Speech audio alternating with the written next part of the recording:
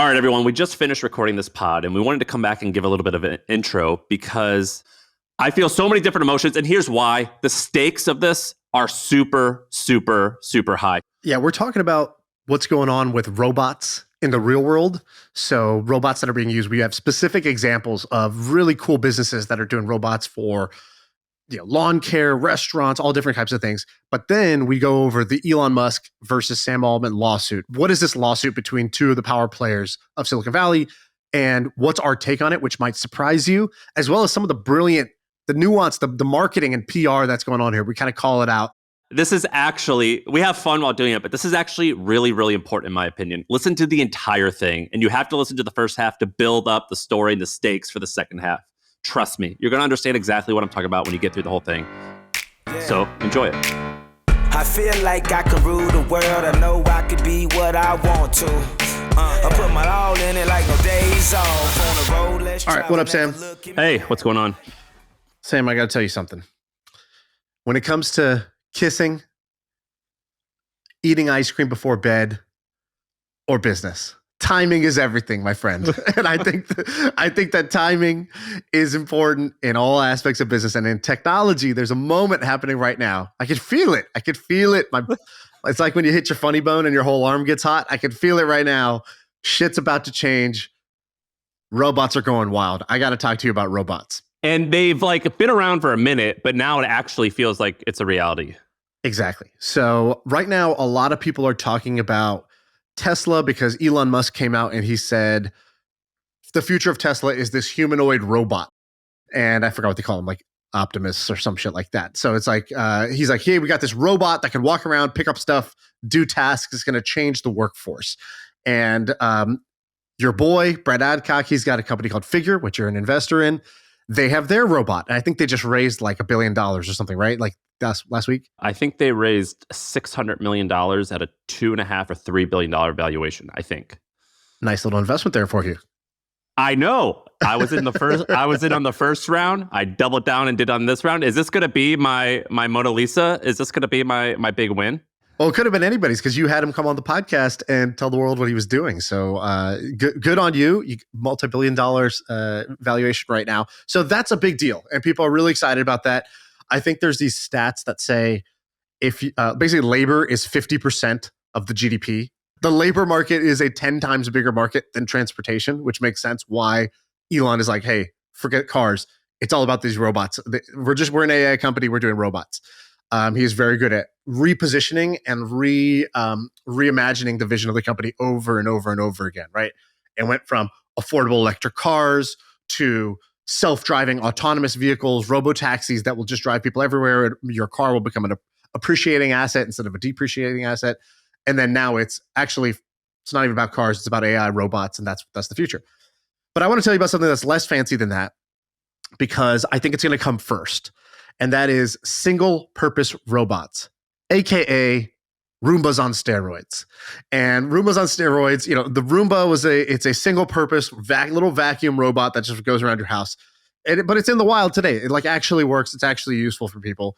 An even better example, I think, is the dishwasher, which is in pretty much every home in the United States right now, and it saves you a ton of time. When you're my dishwasher broke last week, terrible experience when your dishwasher breaks. The dishwasher is a single purpose robot that's actually out there in the wild. We should be striving to create something as useful as the dishwasher. That should be the North Star right now for a lot of companies. And there are. So I went on Twitter today and I saw this great video that was about a company called Electric Sheep. Have you seen this? No. Electric Sheep? That's Electric Sheep. I don't know what it is. That's a great name, I think. And I think it's a lawnmower. It is. Imagine if you took the Roomba and you put it in the lawn. That's what it is. That's a great name. It is a robot that mows your lawn, does all kind of landscaping. What's interesting about these guys that I found pretty fascinating is not only are they a company that's like a bunch of guys in a garage building a robot, like a lawnmower that's got a camera on it that can go around your lawn, they're actually buying up and rolling up landscaping services. So it's a combination of a sweaty startup and a moonshot startup together. So these guys are going out and they're buying all these landscaping businesses in the Bay Area, and because they're like, well, we need a testing ground for robots. Like you have to actually like in their office, it's just like an AstroTurf. And they're like, yeah, well, I can do this square AstroTurf pretty easily. It's not so bad. But in the real world, your lawn has got all kinds of different lumps and dips and divots and trees and rocks, and it has to be able to work. How are we going to get the best data, right? Just the same way that Tesla is putting all like the cars on the road collecting data at all times, and they're collecting like whatever, 100 times more data than the next biggest self-driving car company. These guys are trying to do that with their lawn care robots. So they're buying these landscaping businesses. Then they use them as a sandbox. They take their robots out and they try to use them. They mow your lawn normally, but they'll try to test their robots as well. They gather the data.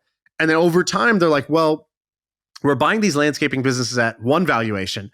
But then what we'll do is we'll slowly start to replace the workers in the landscaping business with the robots and actually have improved margins.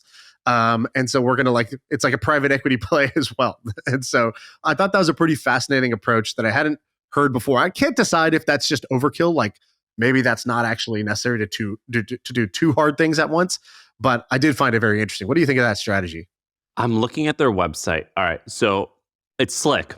This is cool. I agree with you. The whole overkill thing, that bothers me. That could be true. Well, the problem is like the founders, like the founder like went to Stanford, and like you're smart enough to build a robotics company. That's almost, you're smart enough where you can get yourself into trouble. Right. You could be like, oh, we'll vertically integrate. And it's like, anytime you use the words vertically integrate, be real careful. You might be midwitting the shit out of your plan right now. Basically, like for him, there needs to be a Venn diagram of this guy, this founder of Sheep Robotics. He's like the dumbest smart person, and he needs to hang out with the smartest dumb person. And we need that like a Venn diagram overlap to make this the perfect business. That's kind of like what he's doing. Exactly. This is awesome. This is cool. Another thing that I worry about. This is badass, but is it a badass team and a badass execution on like small opportunity? Yeah, like lawn. I mean, I don't know. Is lawn mowing a big? I mean, is it as grand of a plan as what these people are actually capable of doing? I think so, because I don't know how big the landscaping industry is, but I know that anytime private equity is going and rolling up things, there's a lot of money to be made. Private equity doesn't roll up, lemonade, small lemonade stands, for example. Like they go into things that are cash flowing, industries. And so I do think if you added up all the landscaping businesses and you're like, well, either what they're going to do is they're going to use them in their own business to get it right. And then they're going to go lease or sell these robots to every landscaper in the country and be like, hey, would you like to improve your operating margins by, 10%, 20%? Use these robots. And so that either that's what they're going to do, or they're going to go try to outcompete them somehow on price. I don't really love that idea. So I think it has to be they're just using this to prove their own tech to then go lease these out to every other landscaper. So on their about page, they list their team, and I guess their advisors include this guy named Dan Foley. It says Dan Foley was a CEO of a company that sold to Brightview. I Googled Brightview. Brightview is a commercial landscaping company that did roughly $3 billion last year in revenue. And it's publicly traded. It has a shit market cap. So what you're saying is the newsletter guy is calling the land guys small? No. What I'm saying is I did call it. What's up, boy? I did call it small, and then I looked at Brightview, and it just shows I'm an idiot. I don't know anything. Like every great man, you're willing to change your mind. Congratulations. I'm only one Google away from saying sorry. So check this out. Okay, so that's the first one. Now I have a similar, where else are robots being used? Again, these single-purpose robots, not the general robots, but single-purpose robots. In the same way that we got specific AI before we're getting AGI, artificial general intelligence, we got specific AI where it's like, I don't know, it's been like 20 years since DeepMind could just beat Jerry Kasparov at chess, right? Like we solved chess, then we solved Go, then we solved math, then we solved route planning. You could do these single purpose AIs that way before you can get to general AI. So similarly, I think the timing of the opportunity is not in the Tesla robot or even, the Figure robot, which is like just a human robot that could do everything. That is the biggest win, obviously. But I think before then, almost by definition, we have to see these specific one job robots, because it's going to be easier to build a one job robot than it is going to be to build a general robot that could do all jobs. And so here's some other ones. So I don't know if you know this, Sam, but this podcast is not only listened to by people who are trying to make their first million, but maybe by people who are trying to make their 100th million, their next million. There's more millions to go. And one of those people is the CEO of a restaurant called Sweetgreen. And so the CEO of Sweetgreen is a listener of the pod. And I was looking up where else are robots being used. And I saw that Sweetgreen actually now has what they call their infinite kitchen, which is a like robot driven version of Sweetgreen. So Sweetgreen is like a salad bowl type of concept. You normally go in there and there's like, whatever, 4 people working the line. And then there's like 4 people in the back kitchen doing prep, just like most fast casual restaurants. And what they've done is they basically went in and they were like, hey, what if first, I think they bought a robotics company for $50 million. And then they used that technology to build a concept where you basically have like one person in the store and the rest of it is all done by robots. And so click this link that I put in our sheet. We could show this on YouTube. By the way, is this Jonathan Newman? Yeah. I know that he's a listener. You want to know how I know he's a listener? Don't tell me you're getting free Sweetgreen and I'm not. No, even better. He emailed me and he took a screenshot and he showed that he subscribed to My First Million on both YouTube, podcasts for Apple, and Spotify. So if you want to be like John and start a multi-billion-dollar company, you got to subscribe. That's all you have to do. I don't think there's been anyone who subscribed that isn't rich and famous and successful and desired by many people of the opposite sex or the same sex if that's what they're into. It's just a thing that works, all right? Okay, so Sweetgreen, so check this video out. So basically what they did was they made these like this kitchen. It's just like a giant wall where all the ingredients are in these like little robotic kind of dispenser arm type things. And whatever you order, the bowl goes across the conveyor belt. And then it's like the bowl is spinning. It's like rotating so that it drops in all the ingredients at the right spots. And again, they have all kinds of ingredients, right? So like this sounds pretty simple. It's just like dispensing. But like maybe dispensing almonds is really easy, but feta cheese, which is really crumbly, you got to be careful with it, right? Like so they basically fine-tuned this thing. And now this concept can do 500 bowls per hour. And I DM'd him and I was like, how much does like a human like your normal restaurant line do? He's like, maybe like 170 to 200. Wow. So you get basically like more than 2x the speed. And now you have a robot that does work that can work 24/7, never calls in sick, never, puts the right proportion into every bowl. You have perfect food control costs. And so you end up with a better version of an employee. And the strategy, the way that I think about this is you trade OpEx for CapEx. And trading OpEx for CapEx is actually a pretty good idea. I think you should further explain what that means. So today, all restaurants work with human labor. Your human labor is your operating expense. It's the OpEx. And what that means is that for every hour that you're operating, every bowl that you're selling, you need to pay a certain amount in wages to employees. And so let's say today, you're paying $20 an hour to people that work in these restaurants. You got, 10 people working in the restaurant at any given time, blah, blah, blah. You can add it up. And let's just pretend that your labor costs come out to 33% of your revenue. And so the opportunity here, which is I would say normal for a restaurant, food costs usually 30%, labor costs usually 30%. And so you add these up, you can't change the food cost, but could you change the labor cost? And so what he did with these restaurants is every restaurant to put in these robots costs more money. It costs more CapEx, which is like the initial upfront investment. And I think in their last earnings call, they said it's about $500K to put the robot in. So you put an extra $500K to build the store. But again, this is $500K of CapEx, which means you can depreciate it, which is good for your tax purposes and whatnot. And it's a one-time cost versus your OpEx is a everyday of operation. And what they found was for that extra $500K investment, they get at least an extra 7% of net margin from those restaurants because they have less OpEx. And so you would take that. That basically creates, some break-even point where you say, okay, cool, 2 years in, we're going to have paid off, the cost of this robot or whatever. And also he's like, the $500K CapEx, that's today. And this is the most expensive it's ever going to be. Like the costs are only going to drop as we scale up, as we as we simplify the design. Like every version we come out with is just going to be lower cost than this one. And I asked him, I go, in 10 years, what are the odds that your restaurants are basically robot driven, not human labor? Is this guy, Sweetgreen's publicly traded, right? Yes. Are you allowed to say what he's going to say right now? I told him, I said, is there anything in that I can't share in this? And he goes, no, I've shared all this. But he was basically like, it's very high, right? Like, and just thinking about that a little bit out loud, it's like, man, that means in the next 10 years, and very easily, hopefully in our lifetime, restaurants are just going to go from, a lot of restaurants are going to go from you walk in and there's just like a bunch of people who are sort of disgruntled people who would rather just be checking their phone right now and then, sitting there with this like stupid uniform on. And it's just going to go where you go in, you push a button, and then your bowl gets made by a robotic arm, and then you walk out. Like that's going to be there's going to be one human in the loop, one human whose job is now called, robot maintenance, robot operations. And they're basically the guys like, oh, the carrots machine got a jam. Let me go and take a little fork and unjam that thing. Or, hey, I got to refill the container of apples.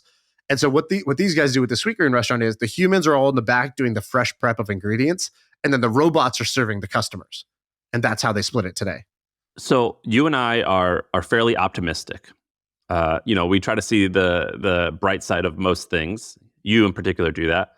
But let's try to be pessimistic right now a little bit. So the argument that you're going to see from most people, I would think, but particularly pessimists, but most people I think are going to be pessimistic on this. They're going to say, but this is going to ruin the economy. This is going to ruin jobs. And let me ask you a question before you actually give your opinion. Shaan, you own a business that employs warehouse workers. Roughly, what's your annual turnover for your warehouse workers? Like, how often do they quit? Well, we use a 3PL now, but before when we had it in-house, it was, I would say every year we're going to replace 90% of the team. So I was reading, I think it was Amazon, I forget, someone who employs 10 or hundreds of thousands of warehouse workers. For them, it was 100%. So it was 100% turnover rate. And I remember talking to Brett from Figure, and I go, Brett, are you preparing to be the most hated man in America right now? And he was like, well, why? And I said, well, because you're going to be, you're taking jobs.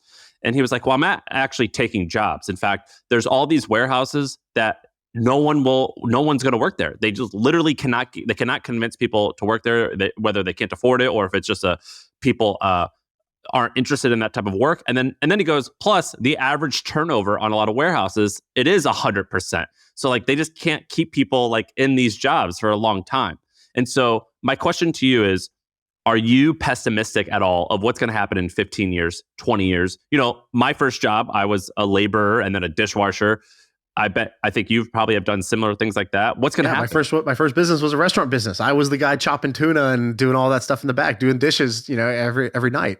I think there's two versions of pessimism. The first version is it's not going to work. The second version is it's going to work, and that's a bad thing. You're talking about the second version, right? I think it's going to work. It 100% is going to work. I think. And by the way, I asked the guy. I was like, I was like, what's the non-obvious, only when you're in the weeds doing it, is it really obvious about this? But to the outside person, they maybe gloss over it. I was like, what's that insight? That's a great question. He goes, well, it's like most things in technology. He goes, the first 90% is easy, which makes it really easy to have a sweet demo. And everybody just immediately is like, oh man, this is going to change everything. And it's it will eventually, and probably a lot longer than we want. Because he goes, so the 90% is easy. The next 9% is 10 times harder. So it's the simple, stupid example of this would be dispensing almonds, easy. Dispensing the right amount of crumbly feta cheese, it is literally 10 times harder than the almonds problem, right? Or on a Tesla, my Tesla self-drives, and the autopilot is mostly good unless it's a flashing yellow light. Then it freaks out and I almost die. Right. Or it's if it's a dewy morning, or it's a foggy this, whatever, or it's rainy here, or there's construction there, right? There's all these edge cases. And then that's what he said. He's the last 1% is it's even 10 times harder than that first one.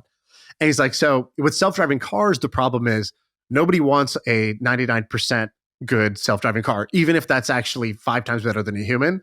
Yeah. It's if I'm going to die on my own hands, not at the hands of this, this piece of software. And so that makes it really hard to roll out these things and deal with the PR backlash anytime there is a crash or a bad result, even if it's a better probability than humans driving. But I don't think you have the same problem with restaurants, right? Size of the prize is smaller, but also the barrier to entry the barrier to deployment is much smaller, where it's oh man, I asked for light sauce. This is medium sauce, right? It's whatever. It's okay. It's not a self-driving car crash. And so I do think that that's the case here, where a lot of people can get 90% of the way there. getting the next 9% 10 times harder, getting the final 1% 10 times harder than even that. In software development, we used to say this where I would always be, because I'm the non-engineer, I worked at a company of all programmers, and I'd just be like walking around, eating cashews and just walking around just like, hey guys, how's it coming? When do you think it's going to be done? And they're like, well, we're about 90% of the way there. Or we got like 90% of the things done, so we're about halfway done. You're like, great, 10 minutes, we'll be done. And I was like, wait, 90% done, so you're halfway done? They're like, yeah, the last 10% always takes at least double the time that you've already spent. I was like, insane. all right, cool. that's how math works. Do you remember need coffee? I'll go get some. Like 10 years ago, universal income or universal wages was like a thing. UBI. We're gonna give everyone in America a bunch of money. And like I'm a capitalistic guy, and I was like, what? F that. That's the worst. And then I learned two things. One, do you know in Alaska, I've had friends move to Alaska. They do that. They've been doing that for decades. They give you $5,000. The oil dividend, right? It's like you get a share of the money that they were making from having so much natural resources, I think. Maybe. I don't know where it's from. And I believe, if I'm not mistaken, I think sometimes it's a tax credit where like you just pay less in taxes, or if you don't owe any tax money, you literally get a check of like $4,800 or $5,500, something like that. And then the second thing that I learned was I started researching UBI, and I was like, wait, why is Sam Altman advocating for UBI? Like, why are all these like really smart robot makers advocating for it? And I'm like, shit, they know. It's like when my wife comes home and like, why is the kitchen clean? What did you do? Yeah. Why are you cleaning up this mess? You did something else. That's what he's doing by starting UBI. Which he has. I think Sam Altman, along with a few other guys, are doing experiments in San Francisco where I think they're giving $800. I forget. I don't even want to say because I'm going to get the numbers wrong. But it was like a fairly small sum. They stopped now. I think they did it for like some number of years, and that was the experiment. And then they stopped. And we should go look up actually what actually happened. But I remember reading something that was like not like entirely positive. It wasn't like, oh my God, this is great. This is the program we need to roll out nationwide. It was like, well, no, that's not what the takeaway was. But it's still an interesting concept to me that I'm open to learning more about, because when I learn more about these robots, I actually do think I'm just old enough where I think this isn't going to impact me. But for most Americans who are young now, it's going to have a massive impact on their future. Yeah. And so that second concern of like, oh wait, this is the real version of they took our jobs. Like, hey, it wasn't the immigrants. It was the dorks building robots that took all your jobs. Yeah, I do think that's true. In fact, it's kind of a paralyzing thought because it's not just labor jobs. Actually, it seems like the knowledge jobs are going first. Like, for sure.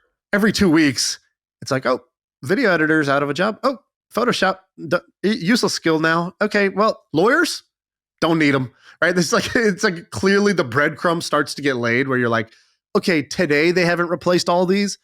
But what's going to happen in V12 of this product? Like this V12 is just going to do the job for doctors, for everybody, for all these designers, for video editors, for all these things.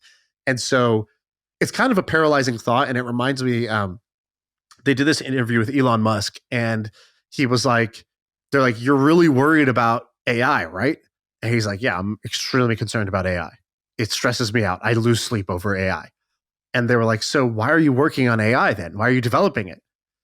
He's like, well, basically, I think this is going to happen either way.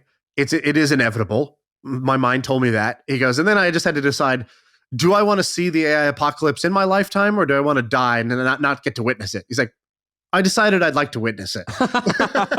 Which is just a hilarious thing, because I thought he was going to say something else. I thought he was going to say like, I can use this for good. And instead he's like, I'd just rather see it in my lifetime than not see it. He's like, then I felt good. And I just continued on. That's kind of how I feel when I see the AI like getting so much better. I'm like, dude, I don't know if any of my businesses will even make sense in 10 years. Well, all right, carry on then. What am I going to do about this? Like, am I really going to go stop the progress of technology? No. Am I going to anticipate this now and like change everything that I'm doing now? Also doesn't really make sense. Let me just make hay while it's possible and see what happens. I think that when it comes to AI and these robots, I think what it is it's sort of like a squirrel preparing for winter, where between now and the next like 10 years, the name of the game is just pile away as much as you can to get above this certain threshold to where you can make it through this winter that is never going to end. And so it's like between now and whenever this moment happens, if it's going to be in 5 years or 20 years, the name of the game is just hurry up and like board up your home for the store to come. So just that way you're safe for it and that you're independent and you're all right. But once ever that threshold or that time comes, a lot of people I think are actually going to be screwed. I'm not going to predict what's going to happen because I have no idea.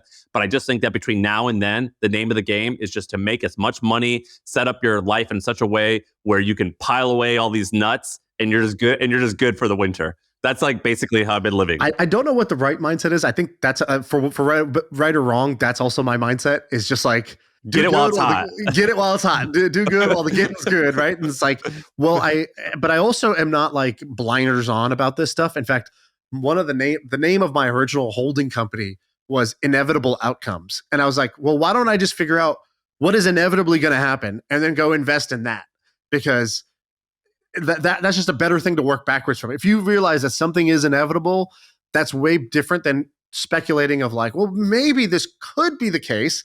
It's like once you know something is inevitably going to happen, then you just have to figure out which company is going to win, which is actually like you've reduced the problem set down into which company is going to win and when is the right time for a business like this to exist.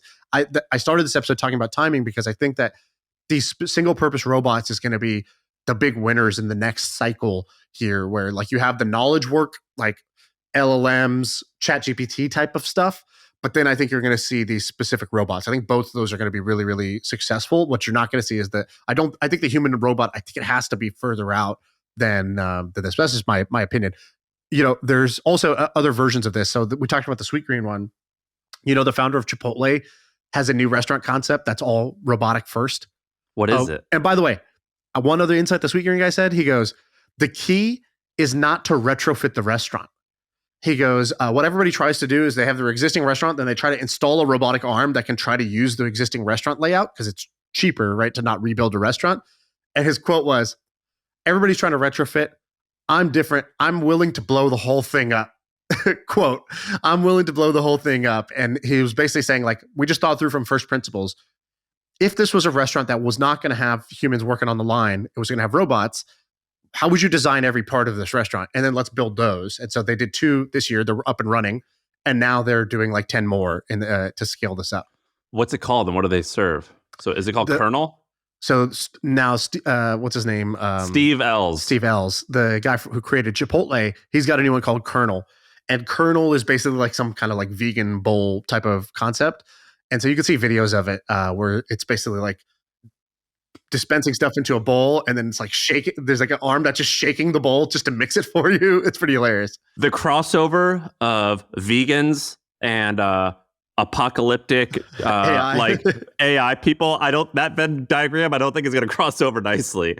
Like, you know what I mean? like hey, do you want to go to this restaurant that has no humans working ever because fuck people? Yeah, do they sell hummus? You know what I mean? Like that conversation is not going to be plant-based, machine operated, baby. Yeah, who's got that tattoo? Nobody. That's not a huge crossover, but it looks cool. So he has 2 or 3 of these locations. Yeah, so I don't think this one's like as figured out. It doesn't seem like it's as promising, but there's a bunch of people doing this. Just SoftBank had poured like hundreds of millions into a pizza bot that I've talked about a lot, which is pizza's the big prize here. Pizza is a much simpler dish. Like, it's a single item. It's the most popular kind of like fast casual type of food. And if you could, and it's also owned by chains. And so if you can get Domino's as a customer, you're going to get to go in whatever, like, 5,000 Domino locations. And so whoever can build a pizza bot that can make a perfect pizza every time, perfectly circular, perfect ratio of ingredients, never calls in sick, can work 24/7, consistent. It doesn't matter if that thing costs like, $500,000, you'll be able to sell into all the Domino's, all of the Pizza Huts, all of the chain pizza shops in order to do this. So I think the pizza bot is like, the big opportunity here. I like to think of myself as an independent thinking person. I like to live my life somewhat independently, and I don't want to rely on other people. That's why I like to start my own companies. When I went to Brett Adcock's warehouse or factory, whatever you call it, and he showed me, he was like, check this out. We're learning how the Achilles on a human works. And we just got our humanoid to move its foot like in a dorsiflexion way. And like, we also like, here's like this human knee that we're studying. Now our guy over here is making the knee so we can like move. I saw this stuff and I was like, Dad, can I come? And it's like, I was like, should I drop everything and just come and join you? Like, it felt Sam like Adcock. yeah, Sounds great. It felt like I was in a cult. Like I was meeting like Charlie Manson, and I was like, yes, sir. Who would you like me to kill? Like I was just like so into this. I remember going to my wife. I was like, you should quit your job. I was like, Sarah, I'm not smart enough, but will you quit your job and go work here? I was like, I just was so into it when I saw this stuff. This is, and the cool thing about this topic is that it's happening this second right now. And this isn't far away enough to say one day in the future. It's like, it's happening now. And over the next couple months and couple years, we're going to see it in play. And I think that's why this topic is really fascinating. By the way, this is also the magic of Silicon Valley. Like one of the reasons to be in the Bay Area is you will, because his factory's in the Bay Area, right? Yeah, it's in it's South San Francisco. It's just north of Palo Alto. So you will either meet somebody, you'll be at a dinner and hear something, or you'll drop by somebody's office and you'll see what they're working on and how they're approaching it. And then you will walk out being like, my life is meaningless. Everything I do is absolutely meaningless. I am a small pale dot on a giant rock, and I mean nothing, and what I'm doing is nothing. Most people, that's a pretty disempowering feeling. But for me, I wanted to be in situations like that. I wanted people who could basically like blow the ceiling off of what I thought was possible, what I thought was cool, what I thought was interesting, and be like, no. You thought that was interesting? This is interesting. And that happened the other day. I don't know if you saw these videos that were going viral. Some people were at a hackathon down in also in Sunnyvale or Mountain View somewhere doing like there's like something called like the AI house or some shit like that. And during the hackathon, this guy walks in with this cool looking jacket and like disheveled hair, like he's been in like a cryogenic freezing tube for the last 10 years. And it's Sergey Brin. It's the founder of Google, just showing up at the hackathon, and he gave an impromptu talk. Did you see this? No. What did he say? Well, he goes up there and he just gets really into details about Google's Gemini thing, like about like bugs that they're fixing and stuff like that. Like not like some grand visionary talk. He was just like, yeah, like here's what it could do. Here's how it works. Here's how we're thinking about this. And he's just talking to a bunch of guys, and all of them, it's hilarious. It went viral because there's a guy sitting there, the guy who asked the question in the clip, and his shirt is just a shirt that looks like someone's body flesh with boobs. And he asked him a serious question. He's like, what is it about the, because, like Gemini got in trouble for being like too woke or whatever. Like the thing wouldn't generate images of white people. And he's like, how come the LLM is not generating images? What's your views on the policy of that? And nobody even calls out. Nobody, like Sergey Brin doesn't point at him and be like, dude, can we get a different question? Not the guy with the boobs shirt. I'm looking at him now. It's just like a guy who looks like me, just like a normal looking dude, but he's got a flesh cover, but it's tits. He's got boobs on his shirt, and nobody references it. Nobody acknowledges it. It's just like, yeah, carry on. What? Live and let live, baby. That's the San Francisco way. And so it's a very strange place, but it's strange in a way where kind of amazing things happen, like the founder of Google just showing up at your hackathon and answering some questions. This is pretty wild. I experienced this all the time in San Francisco when I lived there. There'd be so many times where it was like, I've told many stories about this, where I'd go to someone's office and there's just like huge screens with porn playing, and it's like, well, they're just working on this website, and it's like they make porn, and so it's just like normal. We like normalize it. Or there's been other times where like I've seen, like I've come into the office and there's people sleeping under desks and stuff like that, and just like weird shit that we would make fun of, or things on that TV show Silicon Valley where they like have nippler, and like I've experienced this in real life, and it's fun to make fun of. But honestly, it's awesome. It is so awesome to like be around these freaks. Remember when hacker houses were like just getting going? I would go to these houses, And you would see that they'd have shared kitchens. And like half the time it was like just powders. It's like, well, these guys just live off these they just live off powders. That's all they eat. And it's really that's how Soylent started. You know, that's how Soylent started. Those guys are just living in a house together where they were supposed to be working on other stuff. And then one of the guys was just eating only, he's like, I'm just going to create like baby formula for adults, basically. And that became Soylent. And that same guy, when like, I forget what type of chip it is, when it came out, like, you know, like these credit cards that we use now, where you touch your credit card on a machine instead of inserting it and you could read the credit card, he inserted all of that into a small chip and he surgically put it into his hand. And so he could just like touch his hand. So like being around freaks like that, it's fun to make fun of them because it is silly. It is awesome. I loved being around that. I would see this stuff all the time and I was just like, I'm so happy you freaks exist. This is the coolest thing I've seen. I felt like that all the time. Did you ever experience that where you'd go to these like hacker houses and they would be disgusting? These guys it's just like triple bunk beds. Yeah, they're filthy. Like, but you know, like, God damn it, I can't even look down on this because one out of 18 of you guys is about to become a billionaire in the next 5 years. I just don't know which one. Like, you know, whose neck beard is the longest? Is like, you know, who's showered the least in this room? Like, I guess write you a check. I think that's the optimal strategy here. Like, I had a buddy who worked at my company that would just do these things, these experiments. Like, his guy Quinn, and Quinn had this like crazy like Sideshow Bob style haircut. And Quinn would be like, he was really into games. And so he's playing this like little like word scramble game on iPhone. And I think like his girlfriend had beat him in the like, him and his girlfriend would play, or this girl he was like flirting with or whatever would play. And she beat him.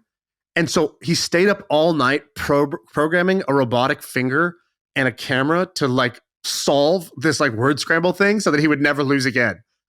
And I was like, it's like these stories you hear about Kobe Bryant or Michael Jordan with like this like fierce competitiveness, but applied in the absolute nerdiest way. And it results in kind of amazing things. And it's amazing energy to be around.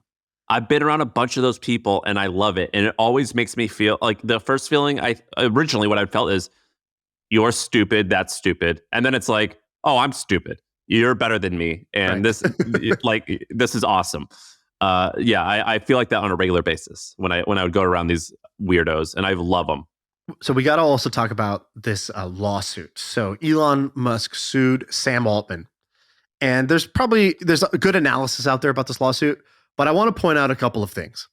So here's my frame of this. Elon is good at PR.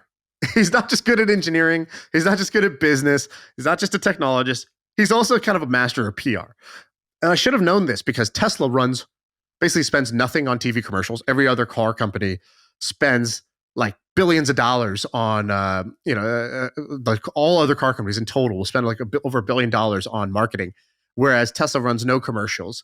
Yet Tesla's brand is huge, and it's because Elon is kind of a master of marketing. He's a master of PR, and he does this with Twitter. He does this with Tesla, and he's doing it with SpaceX. And now seeing him do this with this lawsuit, it's the first time that I've ever seen him do this in public. But it's basically he's going to lose the legal battle, but he's going to win the PR war, I think. Have you ever been through a lawsuit? Do you know what the discovery phase is? No, I haven't, but I'm familiar with the idea of discovery. So basically, I don't exactly know what all the rules are, but I remember there was a time I was going to sue someone because I thought something didn't work out, and I thought they had violated a contract, and I'd lost money because of it, and I was going to sue them. Some guy in the gym didn't rack his weights. Yeah. Insulted me. Bro code has been broken. I can't let this stand. And so I was going to do it. I hired a lawyer, and they're like, all right, but they're like, you're probably going to win this thing. You're not going to win that much money. And I'm like, but it's the principle of the thing, whatever. And they're like, okay, cool. But do you know what discovery is? I was like, no, tell me more. And they're like, we're going to get access to your email, to your phone records, to your text messages, and they're going to be able to see all of it. And in many cases, and this is where I don't entirely understand how it works, but in many cases, that's completely public record. So if I file a lawsuit, that part is public record. And oftentimes the things they discover will be in public record. And I was thinking about it. It's like, did I just text my wife the other day to let her know that I farted, but a little something came out? Because I think I did text that. And I don't want that in public. And that's like a 3 out of 10 on the PC meter. Like, what's the 9 out of 10? And would I be okay with them seeing that? And that's when it finally hit me. Of all the years of people telling me, don't write like offensive or crazy stuff on text messages or email.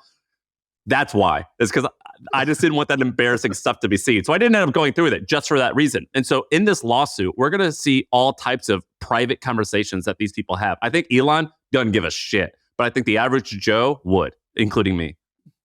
Well, I don't know. We should know more about this. I don't know how discovery works of like what parts get, because not everything goes public, but not everything. Some no stuff does. So it's like, where's the line and how does that work? Because I think Elon has a lot to lose too with that. Like nobody wants their shit out there in the public, and so. But he does. Like when he texted that guy, the former CEO of Twitter, he replied with all the stuff. I'm like, can we talk about this? And his reply was, "What have you done this week?" Like I feel like in his mind, he thinks yes, he wants to do that. But in his mind, he's like, I'm gonna say stuff that I want the world to see.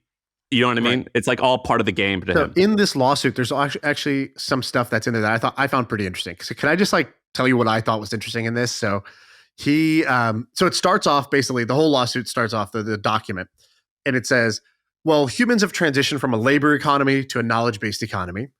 And now knowledge is basically getting wrecked by AI. So first, AI got so good it could beat the best human chess players. Then it could find the best routes between 2 points, like best streets to take, fastest route. Then it could beat more complicated games like poker and Go. And what it talks about is that Elon Musk saw this happening, and he was, I think, on the board of or an advisor to a company called DeepMind. And he's like, oh, DeepMind's really interesting. He meets the founder of DeepMind, this guy, Dennis, I don't know how to pronounce his last name. And he's basically like, what are your views on AI safety? Because Elon for a long time had been worried about AI safety. And he walks away like, I don't think this guy's really, concerned with AI safety. I think he's just trying to build really powerful AI. Okay, whatever. But he gets pretty worried because he finds out that Google is going to try to buy DeepMind. And he's like, well, Google has the most data because they have emails, they have search, they have YouTube. So he goes, Google has the most data. DeepMind has a monopoly on AI talent. And so they have the best AI talent. And what the result will be is that AGI, when it eventually gets done, artificial general intelligence will be in the hands of, the biggest monopoly, private company out there. And he's like, okay, that's a little bit worrisome. And he goes and he hangs out with Larry Page, the founder of Google. And he's telling him like, Larry, I'm worried about AI. What are you guys doing about AI safety? And he's like, basically kind of the way Elon describes it, he kind of pats him on the head. He's like, oh, don't worry about that. We're not worried about that. He's like, well, AI could take over and basically eradicate the human race if it, there's a path where this goes wrong. And he's like, well, that'll just be evolution.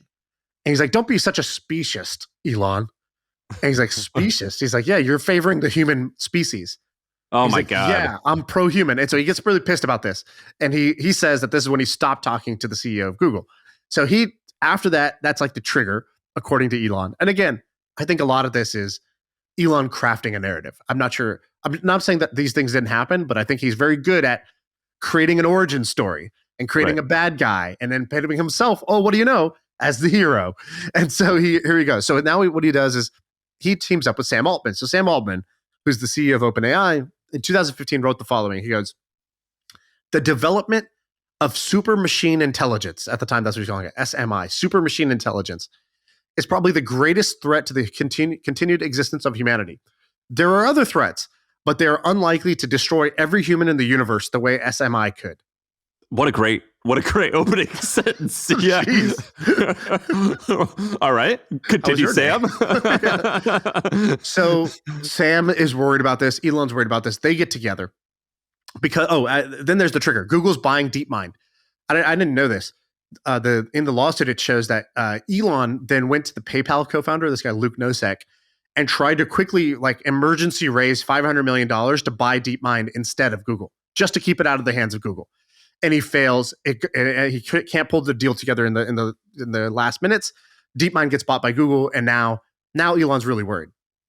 And so Sam Altman then goes to Elon and says, "Hey, why don't we create a nonprofit AI lab to catch up with Google?" And actually, the origin of this was to do it inside Y Combinator, where Sam was currently the president. So did you know that the origin of OpenAI was actually supposed to be inside of YC, and he called it, "What if we created the Manhattan Project for AI?" And he's like, what if YC did a call to arms and was like, hey, we need to develop this technology that basically we need the anti-Google. Like we need to get the best people we can to start working on this as a research project. And what he said originally was, we'll give them equity in YC as their upside, and so they can work on this as a nonprofit. That was the original idea. I think he said that like no person will have control over this thing that we're making, and instead they were going to get equity in YC. That's how he's like, it'll be a nonprofit. How do we pay these top AI researchers? Because Google's going to pay them a shit ton. Well, we'll give them equity in YC. YC's our huge, cash cow. And so that'll solve that problem. And he's like, we'll have a board of directors, me, you, Elon, and then we'll pick 3 others. And like, if it's, he says, this is the like initial email. He goes, if it's not obvious what the right thing to do is, then the 5 of us will decide. Like that's the governance idea. Okay. So that was the original idea. It evolves a little bit. By the way, Elon's reply to that email was great. And so Sam wrote like a fairly casual, I mean, he used the verbiage, like you said, those sentences that are like a big deal, but it was like a casual almost email with like 5 points. And Elon's reply was agree on all. Like that was it. Right. I have moved straight to the end. So yes, agree on all. So they start and they're like, cool, we're making this nonprofit and it'll be open source. Elon comes up with the name OpenAI. He's like, let's just put it in the name. This is an open source AI. And in the next 5 years, Elon contributes $44 million to this nonprofit. And they develop some pretty interesting tech. So ChatGPT now, GPT-4, it's in the 90th percentile at the lawyers, like the bar exam. It's in the 99th percentile for the GRE, the verbal section. It's even a 77% at the advanced sommelier test, which I don't even know how that would work. It's like the sommelier, like the wine test. And so he's trying to, in the lawsuit, argue that it's already AGI, which it's not, but he's trying to make that argument because his whole legal case rests on this idea that there's been a breach of contract and they breached the founding agreement. But there is no actual founding agreement. What he's calling the founding agreement is like what we call the gentleman's agreement. It's basically like a handful of conversations, emails, and then just like the initial founding, like articles of incorporation of the company. He calls all of that together the founding agreement. And he says they breached that, but it's not actually a agreement. I'm a moron, and I don't know anything about legal stuff, but I think that actually counts as something. I mean, I think there's precedent where that matters. So, but in this case, basically, he has to establish that there is a founding agreement and that it's been breached. But if you go look at the founding agreement, like those emails, like one time they're talking about we could give equity in YC. That's just like brainstorming. That's not like the agreement. Then later, they do have a little bit more formal of like, okay, it's going to be a nonprofit, it's going to be whatever. But in the articles of incorporation, it specifically says like, we will open source this, whenever we deem appropriate. So yeah, vague like, stuff. It's vague, right? It's like we will develop this for the benefit of humanity. We're definitely doing this, maybe. Someday. Exactly. Yeah. When we want. And so they basically left themselves like complete latitude to do whatever the hell they want. And that's what they did. Now, what I think is interesting, so Elon says a couple other things. So one, he says, GPT-4 is already so good at like those test scores. He goes, and now they're developing this thing called Q-Star. Have you heard about Q-Star? No. What is it? So Q-Star is reportedly like the new, not reportedly, rumored to be the thing that the OpenAI is working on that is like next level after GPT-4. So it's like, instead of GPT-5, they're using some method called Q-Star, which they think is like a leap in the intelligence, which is really exciting because even GPT-3 to GPT-4, GPT-2 to GPT-3, like those were like pretty substantial improvements, but not like a huge leap. Whereas Q-Star reportedly is like what the huge leap is. There's rumors where Sam Altman came out and said, I was in a meeting, like we did a demo or we had an internal meeting the other day, and I saw something that like blew my mind. Like basically I saw something that just like was awe-inspiring. And I was like, what? Well, what is it? And he hasn't shared any details. This is also right when that big coup happened. They fired Sam Altman. I saw that. One of the rumored reasons was, when this could be total bullshit, we don't know. This is one of the rumored reasons was the board saw that how powerful Q-Star is, and they were worried Sam is way too fast and way too loosey-goosey, way too aggressive, and now this weapon is getting too powerful. It's kind of the idea there. So anyways, Elon talks about that in the lawsuit, that they're developing Q-Star and whatever. So it's kind of like confirmation that this thing exists. Although the legal language he uses in all this, he goes, at the start of every sentence, every paragraph, it says, using knowledge and belief. And basically it's like saying like, we don't have evidence, but like, I know some things and I believe this to be true. And then it says all of the claims. So who knows? It's kind of like Elon's claims. A couple other big pieces of this. So I want to read you some Elon emails that did get surfaced in this.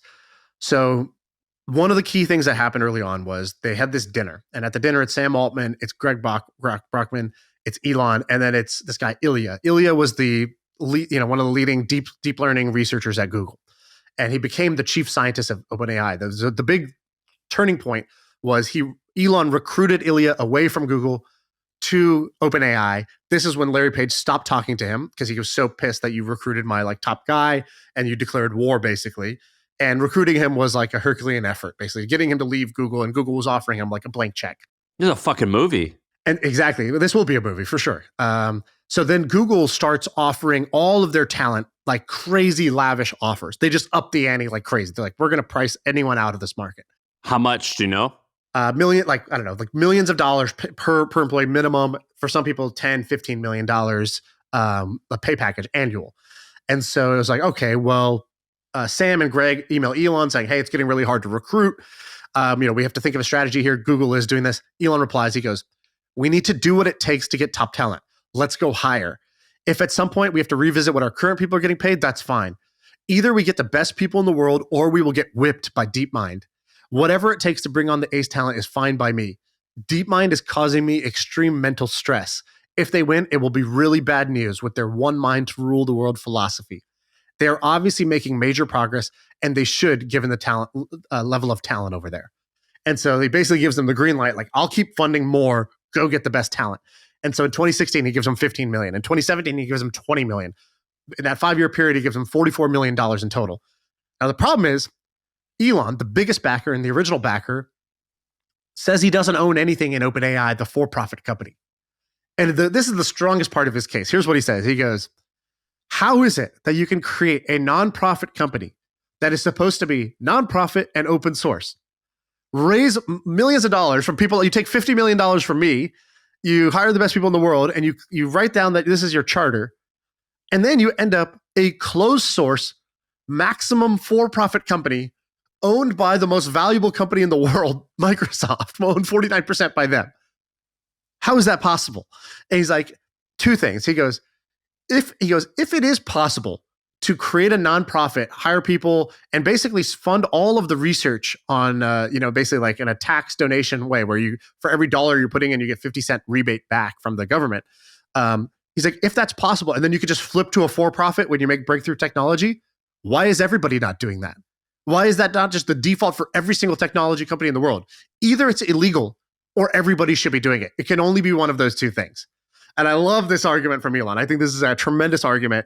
And there's no answer to that question yet of either this is illegal or every single company in the world is going to do this. Why would you not? You and I are not, I'd say we are fans of Elon's work, but we're lukewarm on him as a human being. And we are only hearing one side of this story. But in the last 10 minutes, only knowing what I know just from those 10 minutes, he's right. Yeah. So then he gives this analogy. Again, master of PR, he goes, it's like if I donated to a nonprofit charity that said, we're going to save the Amazon rainforest. And then that charity took all our money, and then they created a for-profit logging company that was just cutting down trees in the rainforest and selling the lumber. That's what's happened. That is OpenAI. And so he says it is a de facto subsidiary of Microsoft. And he includes this quote. And this quote, I think, is going to become very problematic. I predict it's going to become very problematic for Microsoft in the future. So it's the Microsoft CEO saying, remember when all the OpenAI drama was going down and Microsoft's stock price started to tank because they were like, oh shit, you've given $10 billion or whatever to OpenAI, and they're about to like collapse. This is bad for Microsoft, and they're going to go create like a new company that you don't own. That's bad. And so then he came out and he said this publicly. He goes, if OpenAI disappeared tomorrow, we have all the IP rights, all the capabilities. We have all the people. We have the compute. We have the data. We have everything. We are below them, above them, around them. The like, CEO of wow. Microsoft said that? Wow. Yes, exactly. And so that also weakens the case that OpenAI is this like nonprofit, non-controlled by Microsoft entity. When he came out and said that we are below them, above them, and around them. God damn! What a phrase, dude! This is riveting. This is riveting. That's me if I go to Chick-fil-A and I order nuggets. I'm below them. I'm above them. I'm around them. I have them. They are mine. Like, dude, that's it. What a phrase. By the way, the way they call this the Manhattan Project, the best. That is the best. That is so good. All of this is just epic. Can you imagine these nerdy AI engineers who were probably like bullied and were dorks throughout all the years? Now they're like, oh, me? You want me? No, boys, come on. Let's be civil about this. They're just getting fought over. And we're talking about $15 or $20 million a year packages. That's insane. Everything about this story is insane.